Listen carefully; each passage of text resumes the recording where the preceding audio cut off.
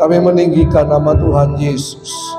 Kami memuliakan nama Raja di atas segala Raja, Yesus Kristus Tuhan. Terima kasih untuk hari ini. Kami bisa bersama-sama merayakan Natal dalam jemaat GBI Home di tempat ini Tuhan. Kami tahu tidak ada kebetulan, semua dalam kehendak-Mu, semua dalam rencana-Mu yang indah. Bahkan setiap kami yang hadir pada malam hari ini, itu pun karena rencana-Mu yang indah. Tuhan, berbicaralah kepada kami, nyatakan isi hati-Mu, celikan mata rohani kami, bukakan telinga rohani kami, hati pikiran kami taklukkan di bawah kuasa otoritas firman. Berfirmanlah, sembuhkanlah kami. Berfirmanlah, pulihkanlah kami. Berfirmanlah, tegurlah kami. Berfirmanlah supaya kami bisa berjalan dalam jalan-jalan. Bahkan lebih daripada itu, kami mengerti kehendak-Mu, kami mengenal rencana-Mu, dan kami berjalan di dalam kehendak-Mu dan rencana-Mu Tuhan, sehingga kami sampai pada tujuannya, yaitu kekekalan dalam kehidupan kami bersama Kristus Yesus Tuhan. Kami percaya pengurapan-Mu ada di tempat ini, dalam nama Tuhan Yesus Kristus. Yang percaya katakan amin. Shalom. Silakan duduk Bapak Ibu Saudara. Puji Tuhan. Haleluya. Senang sekali bisa ada di tengah-tengah Bapak Ibu Saudara yang terkasih, luar biasa. Ya, terima kasih Pak Gembala, para pelayan Tuhan, hamba-hamba Tuhan, jemaat Tuhan. Ya, ini adalah hal yang luar biasa. Saya dari Makassar, nama saya Heice Kopstan. Ya, terkadang kalau mahasiswa baru, ya, itu selalu ada beberapa yang menyebut saya Shalom Ibu. Ya, puji Tuhan. Padahal namanya Heice. Hein itu anak laki-laki, C itu yang disayang. Itu artinya. Ya, nama saya adalah punya arti anak laki-laki yang disayang. Ya. Nah, perjalanan ke sini sungguh membawa sukacita. Haleluya. Ya, sempat terputar-putar di udara, tidak bisa turun, kembali ke Makassar, landing di Makassar, stay di pesawat kurang lebih 1 jam, akhirnya terbang lagi. Ya, menyenangkan sekali. Ya, menyenangkan sekali bisa ketemu Bapak Ibu Saudara yang luar biasa. Katakan kiri kanan, kamu luar biasa. Haleluya. Ya, ada Pak Erwin. Ada Pak Erwin, mana Pak Erwin? Ya, Pak Erwin menemani saya ya dalam perjalanan ke sini naik kapal. Kita bersuka cita luar biasa.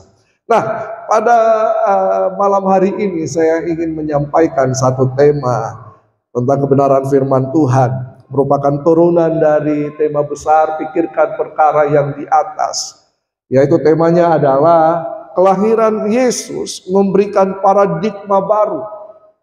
Kelahiran Yesus memberikan paradigma yang baru dalam setiap kehidupan kita.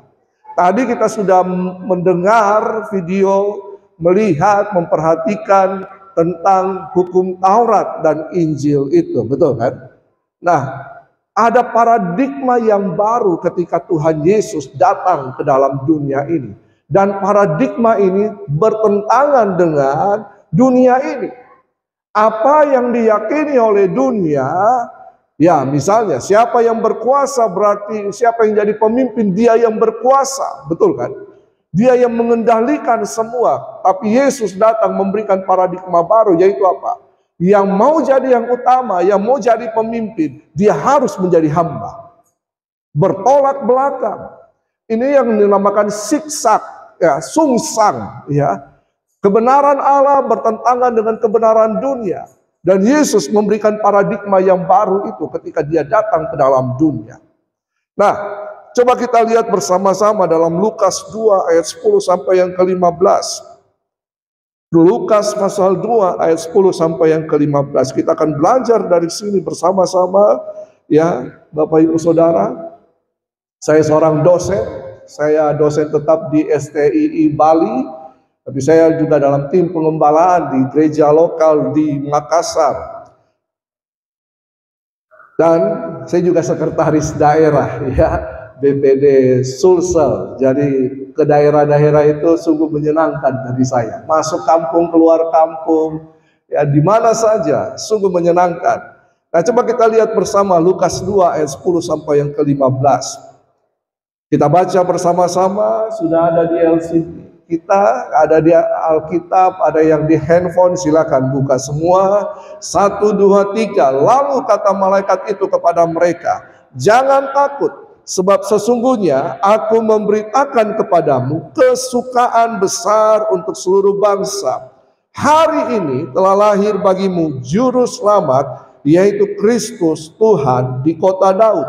Dan inilah tandanya bagimu, kamu akan menjumpai seorang bayi dibungkus dengan lampin dan terbaring di dalam palungan. Dan tiba-tiba tampaklah bersama-sama dengan malaikat itu sejumlah besar bala tentara sorga yang memuji Allah, katanya, kemuliaan bagi Allah di tempat yang maha tinggi, dan damai sejahtera di bumi di antara manusia yang berkenan kepadanya. Setelah malaikat-malaikat itu meninggalkan mereka dan kembali ke surga, gembala-gembala itu berkata seorang kepada yang lain, marilah kita pergi ke Betlehem untuk melihat apa yang terjadi di sana seperti yang diberitahukan Tuhan kepada kita. Dan ayat yang ke-20 ini merupakan tema Natal Nasional PGI KWI. Ya, marilah kita pergi ke Betlehem untuk melihat apa yang terjadi di sana. Saudara yang kekasih, pada waktu itu tiba-tiba malaikat Tuhan menyatakan diri kepada para gembala yang sedang berada di padang lagi mengembalakan domba di daerah Betlehem. Ada yang berkata bahwa para gembala adalah kasta paling rendah dalam sistem masyarakat Yahudi. Tetapi ketika kita mempelajari lebih lanjut, ternyata gembala-gembala ini adalah para imam yang ditugaskan untuk mengembalakan domba dalam rangka apa? Supaya domba-domba ini nanti bisa dijual nanti di bait Allah sebagai korban. Ya. Nah, ini dia. Dari sini kita sudah bisa melihat bahwa kehidupan pada waktu itu juga korup. Ya. Seharusnya orang Yahudi 3 kali dalam setahun mereka datang ke Yerusalem untuk apa? Mempersembahkan korban. Mereka datang untuk membawa korban sebagai korban penghapus dosa dan sebagainya. Ya, tetapi ketika mereka bawa korban dari tempat yang jauh dan tiba di bait Allah, para imam memeriksa dan kadang-kadang baik tapi mereka bilang tidak baik. Ya, jadi orang-orang harus membeli domba atau hewan yang sudah disiapkan oleh bait Allah. Makanya Yesus marah ketika datang, betul kan? Yesus menunggang balikan ketika itu. Menunggang balikan penjual apa? Tukang-tukang jual, tukar uang dan sebagainya, dan berkata, rumahku adalah rumah doa bagi segala bangsa. Karena praktek itu. Jadi Yesus datang memberikan paradigma yang baru, bahwa bait Allah bukan tempat untuk jualan. Bait Allah merupakan tempat di mana menjadi rumah doa bagi segala bangsa. Nah, lalu kemudian apa yang terjadi? Kepada para imam ini diberitakanlah bahwa pada hari ini telah lahir bagimu juru selamat, Kristus Tuhan di kota Daud. Berita ini sangat penting. Berita ini menyatakan tentang Mesias yang lahir. Bukan hanya sekedar juru selamat, tapi dia adalah Kristus, dia adalah Tuhan. Nah, jadi kita melihat di sini bahwa sorga yang menyatakan Yesus telah lahir ke dalam dunia. Malaikat yang menyatakannya, bukan manusia yang menyatakannya. Perhatikan baik-baik. Malaikat menyatakan kepada dunia, jangan takut, hari ini telah lahir bagimu. Ya, ini berita dari sorga. Inilah Injil itu. Apa Injil Allah? Injil adalah berita yang keluar dari kerajaan Allah atau kerajaan sorga tentang seorang anak raja yang lahir ke dalam dunia. Saya bersyukur di sini tidak ada kandang, tidak ada, iya kan? Kadang-kadang gereja masih mempunyai pola pikir menghiasi altar dengan apa? Ada kandang, ada Yusuf, ada Maria, ada palungan. Betul? Padahal Yesus kan tidak selamanya bayi kan? Betul kan? Bapak Ibu dan saya ketika lahir dari mana? Jadi bayi kan? Bayi dulu kan? Bertumbuh besar kan? Selama ribuan tahun, 2000 tahun. Kadang-kadang orang berpikir Yesus masih bayi. Iya kan? Yesus masih bayi. Sehingga tidak punya kuasa untuk itu. Nah, kelahiran Yesus membawa perubahan yang besar bagi dunia. Perubahan yang besar di bumi ini. Kenapa demikian? Coba kita perhatikan ayat ini. Lalu kata malaikat itu kepada mereka, jangan takut. Sebab sesungguhnya aku memberitakan kepadamu kesukaan besar. Apa? Katakan kesukaan besar. Pakai kita nyanyi. Ya. Kita nyanyi, joy to the world, the Lord is come. Ya kan? Dan seluruh dunia bersuka cita. Sukacita abadi hanya ada di dalam Yesus Kristus Tuhan. Kenapa demikian? Sebab hari ini telah lahir bagimu juru selamat. Kadang-kadang kita hanya berhenti di kata juru selamat ini. Kita hanya berkata Yesus hanya juru selamat. Memang benar dia juru selamat. Sorga memberitakan itu. Dia menyelamatkan manusia. Dia menyelamatkan manusia dari maut. Dia menebus manusia dengan darahnya sendiri. Dia membayar harga dengan lunas. Supaya kita manusia ditebus dari segala dosa. Lewat pengorbanan Yesus di kayu salib. Jadi Natal tidak hanya berbicara kelahiran.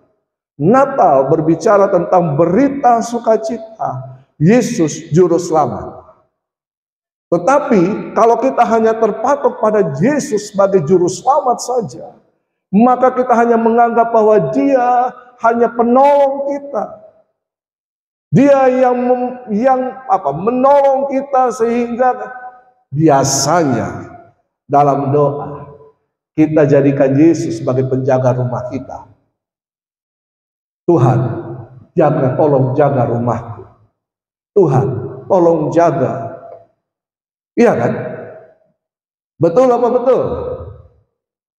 Iya kan? Tetapi kalau kita hanya menganggap Yesus sebagai juru selamat, maka kuasa Kristus, kedaulatan Kristus tidak akan terjadi dalam kehidupan kita. Makanya malaikat itu berbicara memberitakan tentang 3 hal ini. Yesus sebagai apa? Juru selamat. Yang kedua, dia adalah Kristus. Pengertian Kristus yang selama ini kita pahami adalah yang diurapi, betul kan? Yesus Kristus, Yesus yang diurapi. Coba perhatikan bersama-sama. Kata Kristus ini dalam bahasa Yunani mempunyai padanan kata dalam bahasa Ibrani, Mesaya atau Mesias. Mesias inilah yang dinantikan oleh orang Israel. Mesias inilah yang dinantikan untuk membebaskan orang Israel. Mesias inilah yang dinantikan untuk apa? Untuk berhadapan dengan penjajahan Romawi. Mesias inilah yang akan mengatakan bahwa saya adalah raja atas Israel. Dan kemudian melakukan pemberontakan, peperangan, memimpin, mendirikan kerajaan untuk membebaskan diri dari penjajahan Romawi pada waktu itu. Yesus, Mesias, kedatangannya semuanya membuktikan bahwa dialah Mesias. Apa arti Mesias dan Kristus ini? Bukan hanya yang diurapi, tapi Raja yang diurapi. Ini sangat penting bagi kita orang percaya. Sehingga kita tahu bahwa 1 Petrus 2 ayat 9 berkata, kamulah bangsa yang terpilih, imamat yang rajani, bangsa yang kudus, umat kepunyaan Allah sendiri. Jadi Yesus bukan hanya sekedar juru selamat, tapi Yesus adalah Raja yang berdaulat atas setiap kehidupan kita. Dia Raja. Makanya kita menyembah Dia. Sembah dan puji Dia. Sembah dan puji Dia, sembah dan puji Dia, Sang Raja. Amin. Sehingga Dia Raja, Dia memelihara kehidupan kita. Dia Raja, Dia punya kuasa dan otoritas untuk membentengi kehidupan kita. Dia Raja yang berdaulat, yang memimpin setiap kehidupan kita. Dia yang menuntun langkah-langkah kehidupan kita. Karena Dia Raja, dan bukan hanya Raja, Dia Tuhan. Apa pengertian Tuhan? Kurios. Dia Tuhan. Kita hamba. Tuhan yang memiliki hamba-hambanya. Sehingga kita tidak bertindak suka-suka kita. Karena Dia Raja, Dia Tuhan. Tuhan. Seorang hamba tidak mempunyai kehidupan pribadi. Seorang hamba, seorang budak, hanya melakukan apa yang diinginkan oleh tuannya. Setiap orang percaya, kalau kita sadar akan hidup ini, makanya Roma 12 katakan apa? Persembahkanlah tubuhmu sebagai persembahan yang hidup, yang kudus, dan yang berkenan kepada Allah. Itu ibadahmu yang sejati. Berarti kita tidak punya kuasa atas kehidupan kita. Yang punya kuasa atas kehidupan kita siapa? Sang Raja dan Tuhan itu. Siapa Sang Raja dan Tuhan kita? Halo? Siapa Sang Raja dan Tuhan kita? Mamonkah?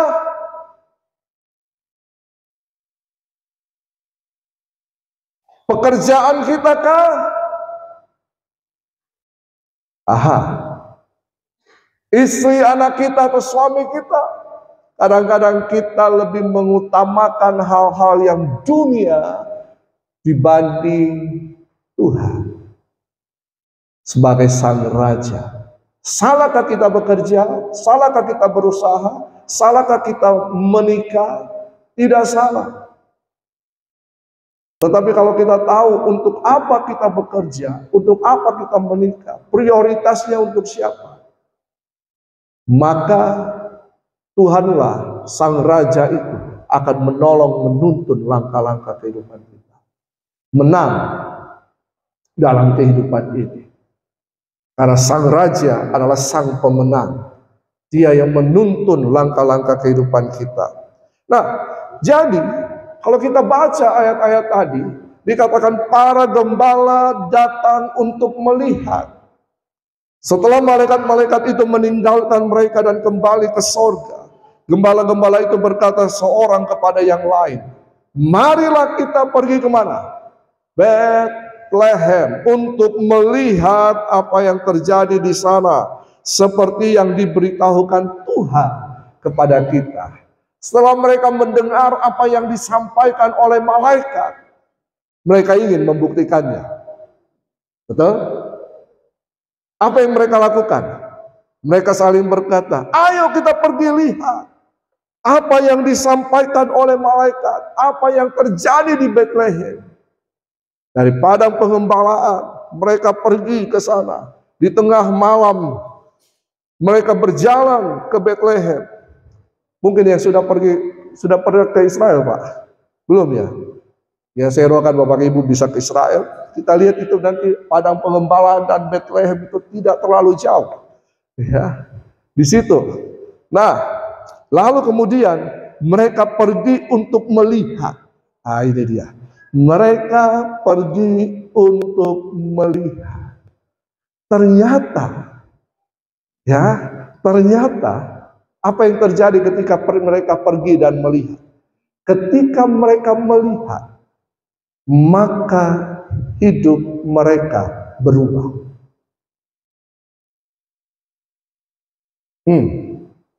Dari mana kita bisa tahu hidup mereka berubah? Lukas 2 ayat 20 berkata, maka kembalilah gembala-gembala itu sambil memuji dan memuliakan Allah, karena segala sesuatu yang mereka dengar dan mereka lihat, semuanya sesuai dengan apa yang telah dikatakan kepada mereka. Setelah mereka pergi, mereka melihat. Saudara tahu apa arti melihat di sini? Melihat memang mempunyai arti to see, ya, and to know. Melihat apa yang terjadi. Tetapi juga mempunyai pengertian yang berikutnya adalah mengetahui. Mengetahui untuk apa? Mengenal. Ini dia. Melihat ini penting. Betul? Coba katakan kiri kanan. Melihat itu penting. Tapi ada yang hanya sekedar melihat. Melihat kehebohan, apa semua terjadi. Tetapi ada yang melihat untuk mengenal dan mengerti. Ini sangat berbeda. Betul? Apa yang terjadi dengan para gembala ini? Mereka datang untuk melihat, tapi bukan hanya sekedar melihat. Mereka datang untuk mengetahui dan mengenal. Firman Tuhan katakan, hidup kekal itu dalam Yohanes 17 adalah mengenal Kristus.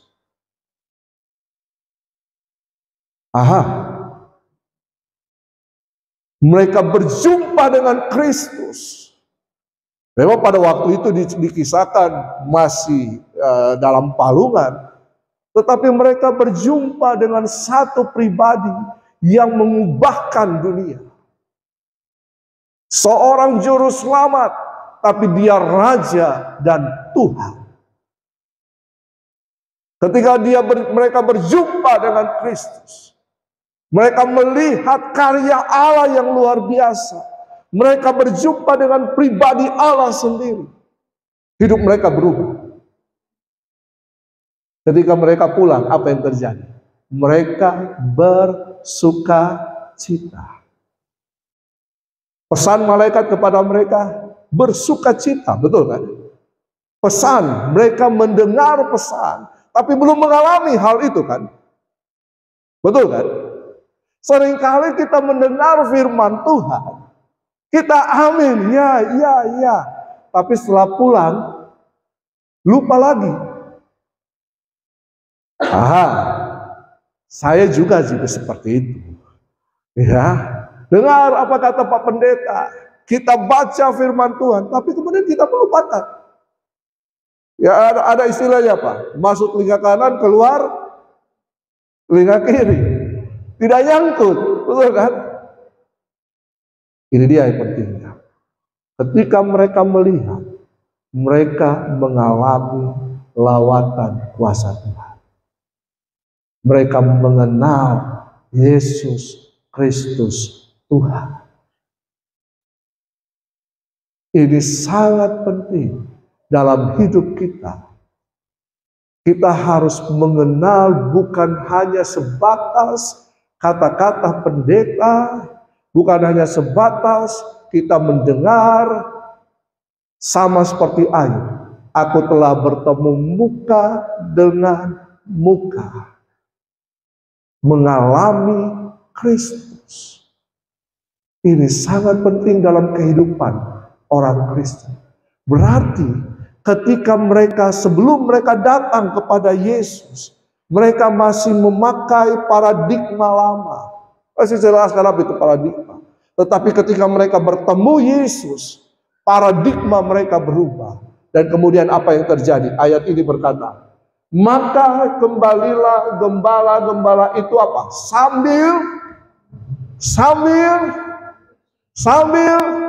memuji dan memuliakan Allah. Aha. Pujian. Kita bisa memuji manusia, betul kan? Betul? Tapi mulia, hal berbicara hal yang mulia, itu hanya milik siapa? Milik Sang Raja. Betul kan? Milik Sang Raja. Berarti ketika mereka bertemu Yesus, mereka menyatakan iman. Dan ketika mereka pulang, mereka memberitakan iman mereka lewat pujian dan lewat memuliakan Allah dalam hidup mereka. Perjumpaan dengan Yesus akan mengubah cara hidup kita.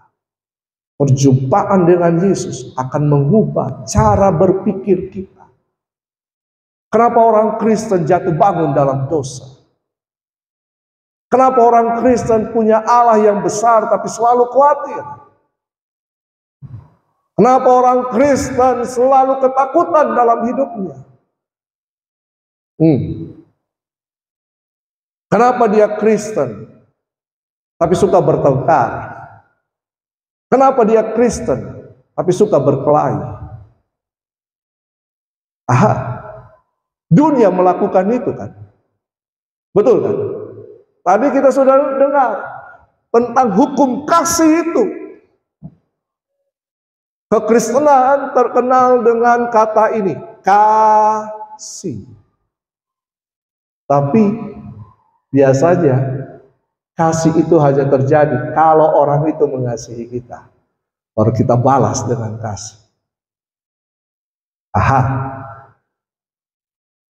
Betul apa betul? Dunia mengasihi karena apa? Ada sesuatu. Ada U di balik B. Makanya perjumpaan dengan Yesus mengubahkan kehidupan para gembala ini. Itu bicara paradigma. Apa itu paradigma? Jadi manusia akan berubah jika mereka melihat.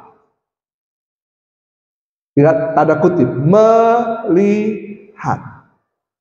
Ayo ibu-ibu. Ibu-ibu ada yang suka bikin kue di sini? Ada? Dari mana ibu-ibu belajar bikin kue? Dari YouTube. Berarti melihat YouTube. Bukan hanya sekedar melihat, betul kan? Tapi apa? Memahami. Pak Timbul bagaimana bisa? Tadi saya cerita-cerita dengan Pak Timbul.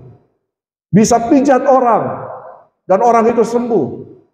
Dari belajar dan melihat YouTube juga.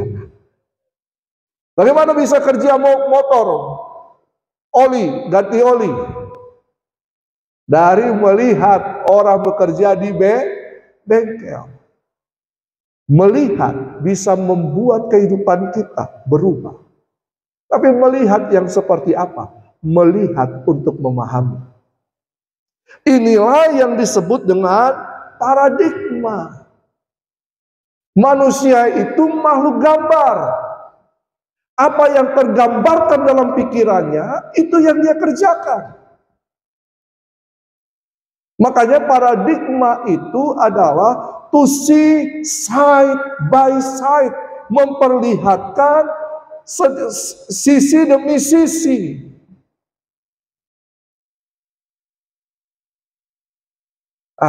Ini berbicara keteladanan.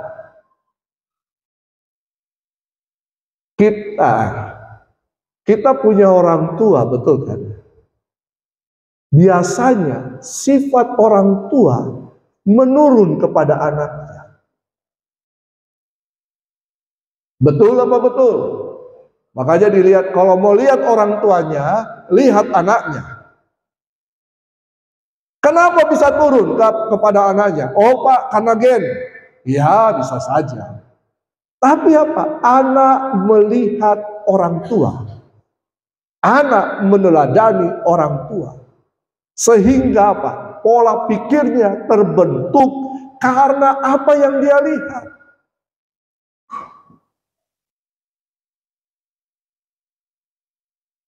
Suatu hari ada jemaat datang ke Pak Pendeta. Pak Pendeta ini punya burung beo. Burung beonya ini selalu bicara haleluya, puji Tuhan. Terima kasih, Tuhan baik. Jadi burung beonya jemaat ini selalu mengucapkan kata-kata yang kotor, kata-kata yang negatif. Jadi dikatakan sama Pak Pendeta, Pak Pendeta bagaimana caranya ajar burung beo? Oh saya latih, saya bicara yang baik-baik. Ya, karena memang di rumah kan begitu, namanya Pak Pendeta, haleluya, puji Tuhan, shalom. Gitu ya. Walaupun lagi jengkel, Pak Adi lagi jengkel, shalom, apa kabar? Gitu. Jadi kata-katanya manis-manis kan? Kita sudah nyanyi tadi lagu itu kan. Tapi di rumah jemaat ini, kata-katanya luar biasa. Makanya si Beo itu dengar. Nah, jadi jemaat ini kemudian berkata, begini saja Pak Pendeta. Bagaimana kalau saya pinjam burung beonya Pak Pendeta? 1 bulan saja. Mudah-mudahan beo di rumah itu bisa berubah. Karena menurut penelitian, untuk mengubah kebiasaan itu minimal 30 hari. Apa yang terjadi? Beonya dipinjamkan. Setelah 1 bulan, beo Pak Pendeta kembali. Shalom! Puji Tuhan. Dari mana? Dari situ. Karena dia, ya ini istilah saya, karena dia mendengar, dia melihat. Nah, sama. Kenapa kita orang Kristen selalu khawatir, takut, jatuh bangun dalam dosa? Karena ini melihat. Melihat siapa? Harusnya kita melihat Yesus. Apa yang dikerjakan Yesus, hidup Yesus, itu teladan kita.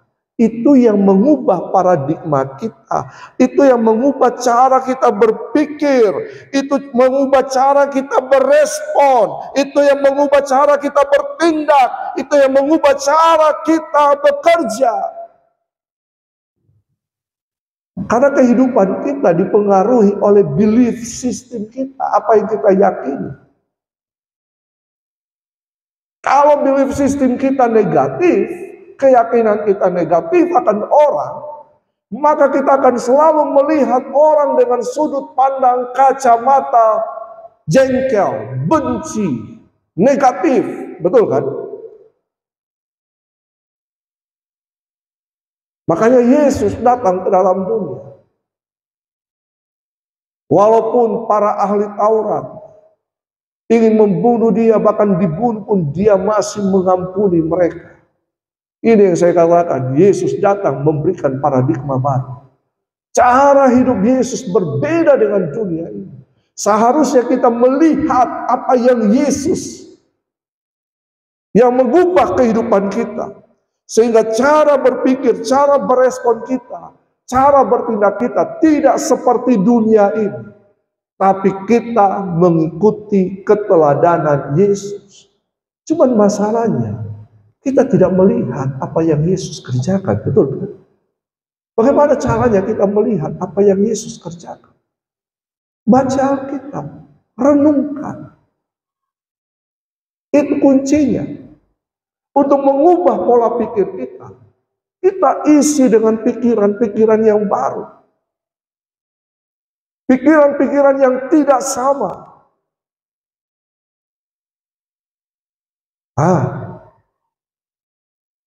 Coba kita lihat lagi. Yohanes 5 ayat 19. Yohanes 5 ayat 19 berkata begini.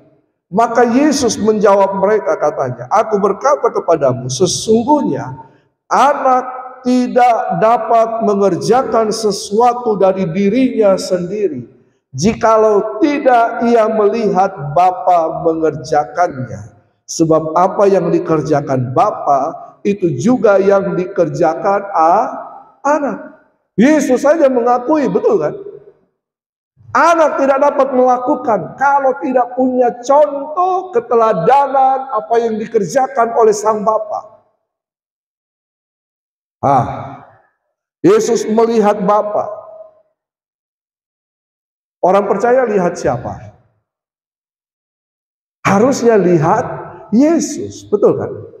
Kolose 1 ayat 15, Yesus ini adalah gambar Allah yang tidak kelihatan, yang sulung lebih utama dari segala yang diciptakan. Yesus adalah gambar. Jadi dalam hidup ini, renungkan. Merenungkan itu apa? Memikirkan, mengimajinasikan. Nah itu dia. Merenungkan itu bukan membuat pikiran yang kosong. Tapi apa? Merenungkan itu berpikir, mengimajinasikan. Mungkin kata ini imajinasi, betul? Mengimajinasikan. Kalau kita baca Yesus misalnya lagi kemudian orang Farisi datang membawa seorang wanita dan berkata wanita ini adalah wanita sundal misalnya. Coba kita bayangkan bagaimana posisi Yesus. Dan bagaimana kita melihat, menggambarkan, mengimajinasikan peristiwa itu. Bagaimana ketika murid-murid dan Yesus ada di dalam perahu dan kemudian angin ribut datang. Coba kita imajinasikan gambar itu dalam pribadi kita. Sehingga kita bisa melihat ketika Yesus meneduhkan badai. Tergambar di situ. Dari situ berubah. Nah, bagaimana dengan orang percaya? Orang percaya hidup di dunia, betul kan? Atau ada yang sudah di sorga yang datang? Coba lihat kiri kanan. Atau coba lihat, masih injak lantai enggak? Masih kan? Masih kan? Di dunia. Bumi dan dunia itu berbeda Bapak Ibu. Bumi itu tempat tinggal manusia. Dunia itu sistem yang menjalankan. Manajemennya. Makanya ada nilai-nilai dunia. Nah, Ada nilai-nilai dunia. Jadi orang percaya ini masih hidup di dunia ini. Sehingga apa? Gaya hidupnya dipengaruhi oleh dunia. Karena dia melihat dunia yang ada, kenyataan yang ada, perlakuan, karakter dan semuanya. Makanya 1 Yohanes 2 ayat 16-17 berkata, sebab semua yang ada di dalam dunia ini, yaitu apa? Keinginan daging dan keinginan mata serta keangkuhan hidup bukanlah berasal dari Bapa melainkan dari dunia, dan dunia ini sedang lenyap dengan keinginannya, tetapi orang yang melakukan kehendak Allah tetap hidup selama-lamanya. Berarti dunia ada apa? Ada keinginan daging. Tahukah apa itu keinginan daging?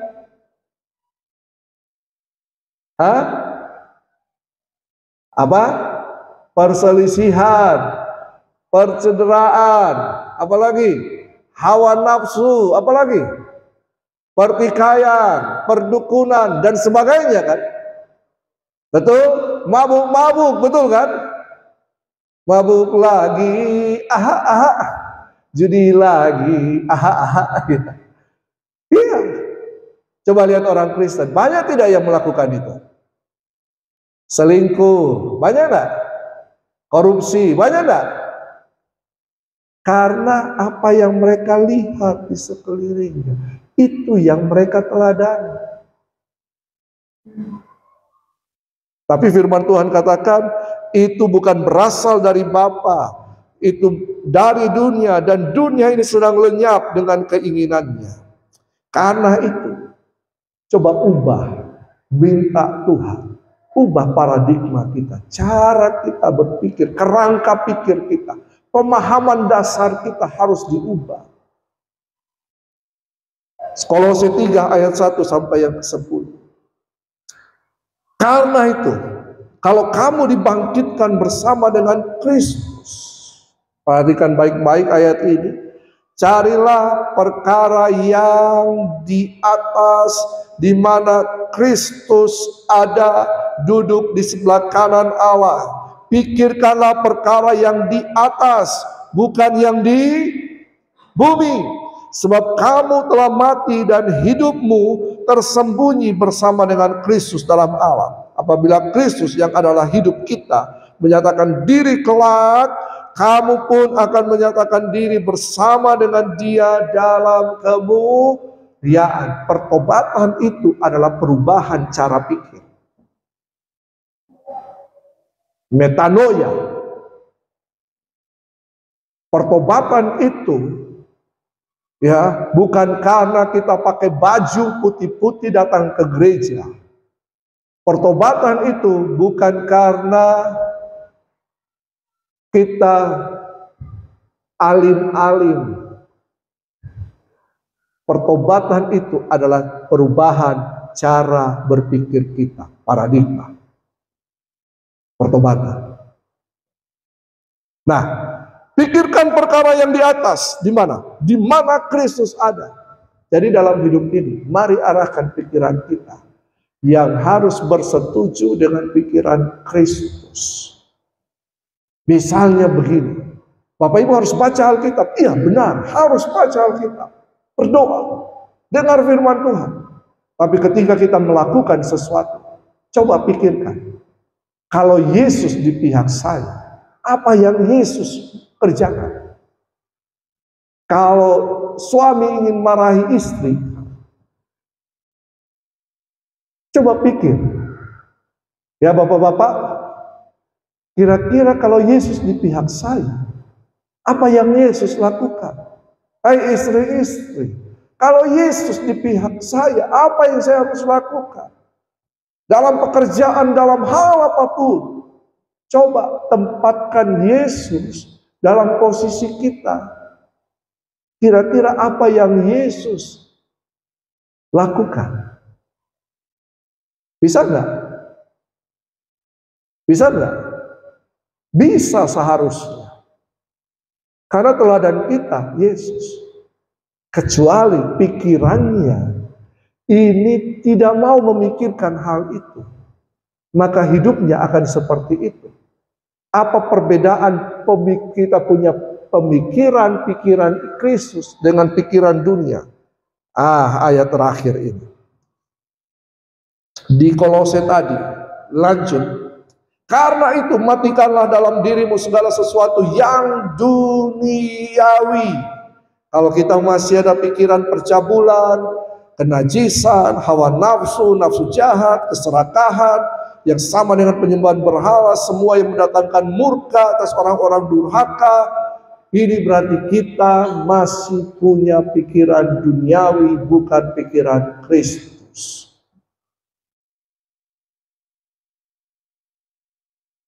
Saudara percaya Yesus, dibaptis, penuh Roh Kudus, belum tentu menjamin pikiranmu sudah suci kudus.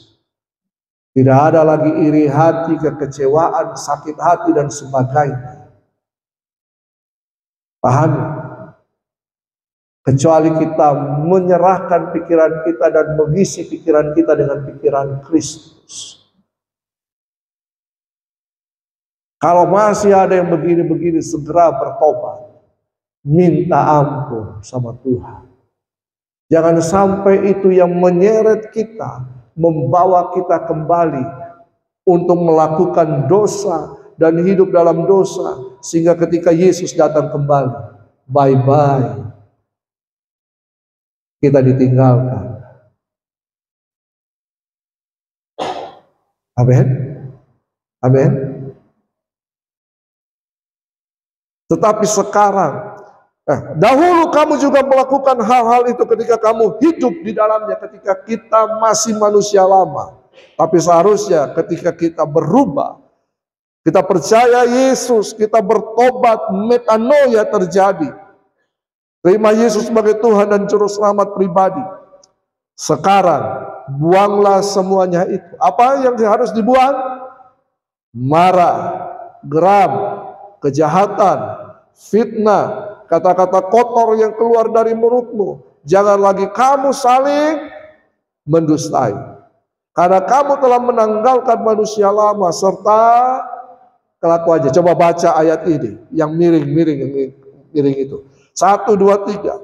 Karena kamu telah menanggalkan manusia lama serta kelakuannya dan telah mengenakan manusia baru yang terus-menerus diperbaharui untuk apa?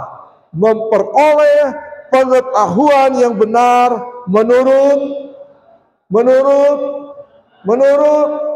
gambar kaliknya.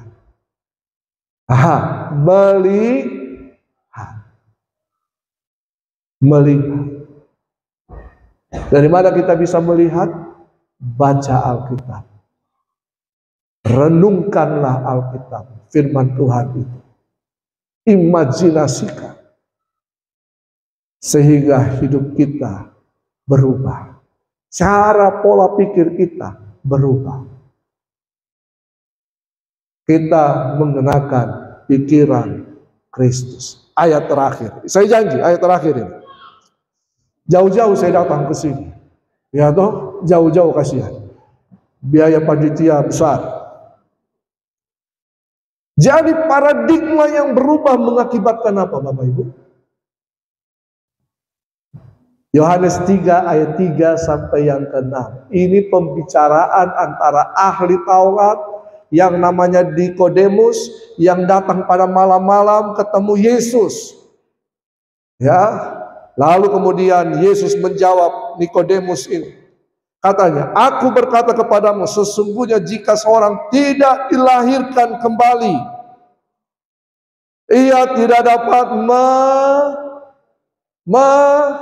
melihat.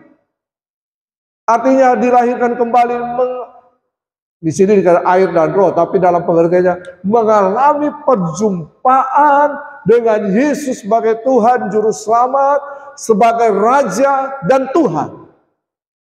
Maka bisa apa? Melihat, mengenal, mengetahui, memahami soal apa? Kerajaan Allah. Kata Nikodemus kepadanya, ini paradigma lama. Ya. Bagaimana mungkin seorang dilahirkan kalau ia sudah tua? Dapatkah ia masuk kembali ke dalam rahim ibunya dan dilahirkan lagi? Yesus berbicara tentang hal yang rohani. Ahli Taurat ini berbicara tentang hal yang jasmani. Beda kan? Betul kan? Makanya kita harus memiliki pola pikiran Kristus. Sehingga kita harusnya manusia kita ini adalah supranatural yang natural. Iman itu berbicara apa? Hal yang supranatural, betul kan? Tapi natural, betul kan? Percaya enggak? Mujizat itu hal yang supranatural kan? Tapi natural bagi orang Kristen. Sehingga kita katakan begini, bagi Tuhan tidak ada yang mustahil. Tapi juga bagi orang yang percaya kepadanya tidak ada yang mustahil. Lalu kata-kata Pak, Yesus berjawab. Yesus tidak menjawab apa yang dipikirkan atau yang dikemukakan oleh Nikodemus. Dia langsung berkata, aku berkata kepadamu sesungguhnya, jika seorang tidak dilahirkan dari air dan roh, ia tidak dapat masuk ke dalam kerajaan Allah. Apa yang dilahirkan dari daging adalah daging, dan apa yang dilahirkan dari roh adalah roh. Miliki pikiran Kristus. Amin. Ini hal yang sangat penting. Sehingga yang terjadi dalam kehidupan kita, firman Tuhan katakan, kita menemukan kerajaan Allah dan kebenarannya, maka semuanya itu ditambahkan kepadamu. Kalau kita mengalami encounter, perjumpaan dengan Kristus Yesus, maka apa yang terjadi dalam kehidupan kita? Matius 6 ayat 33. Carilah dahulu kerajaan Allah dan kebenarannya, maka semuanya itu ditambahkan kepadamu. Bagaimana bentuk mencarinya?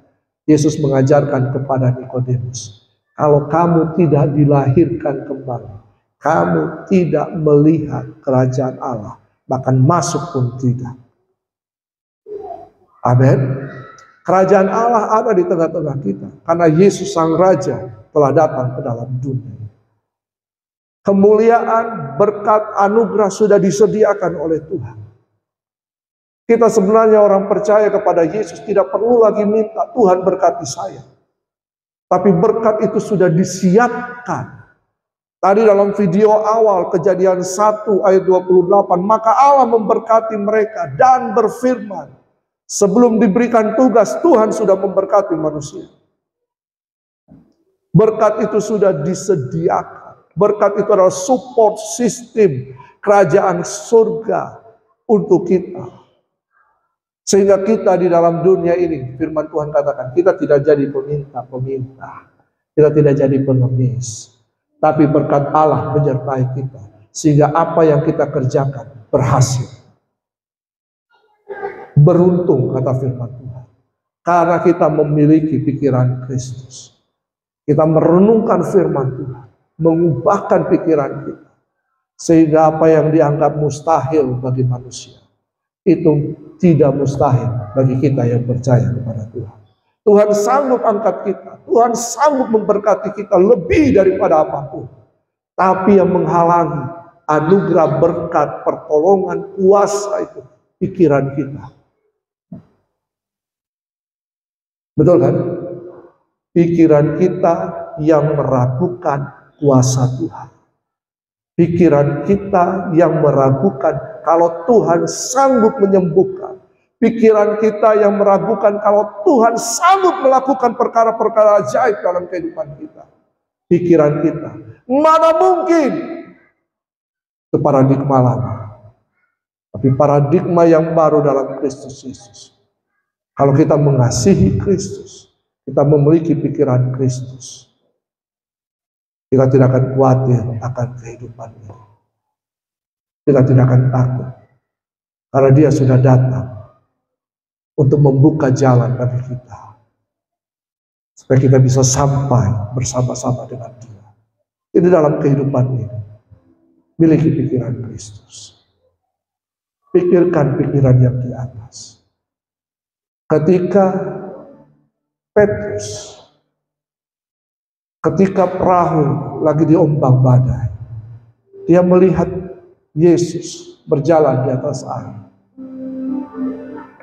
Apa yang terjadi? Para murid berkata, itu hantu. Tapi ada berkata, itu Yesus. Lalu Petrus berkata, kalau engkau Yesus, suruh saya berjalan di atas air. Bayangkan, air danau itu lagi bergelombang. Mereka dalam ketakutan.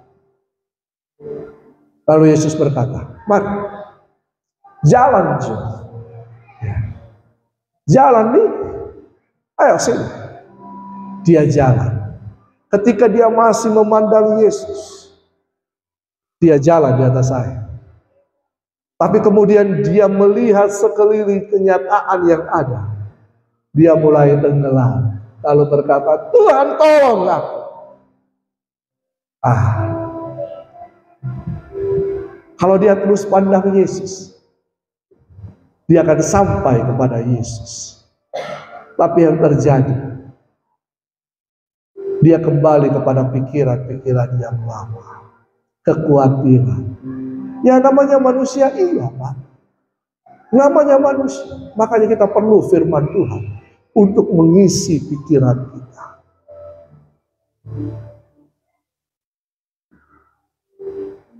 Apa yang menjadi masalah hari ini? Apa yang menjadi kekhawatiran? Apa yang menjadi ketakutan? Apa yang membuat kau tidak percaya kepada Tuhan? Padahal dia adalah juru selamat, dia raja, dia Tuhan, penguasa, dia kurios.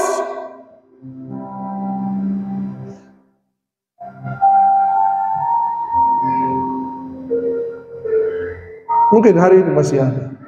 Tutup matamu. Kalau kau masih khawatir, masih takut akan hidup, ada masalah, ada sakit, ada persoalan, taruh tanganmu di dada.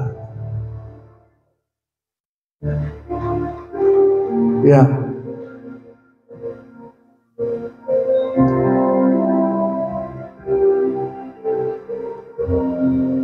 Ketika kau taruh tanganmu di dada, coba imajinasikan, memiliki gambar itu, bahwa tangan Tuhan turun menjamah hidupmu. Tangan Tuhan ada di atas kepalamu lagi menumpangkan tangan.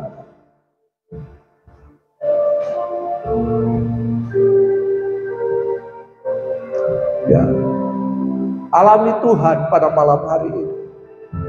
Kita bukan hanya sekedar ibadah dan perayaan Natal tiap tahun, tapi alami Tuhan, alami perjumpaan dengan Tuhan, alami perjumpaan dengan kuasa-Nya.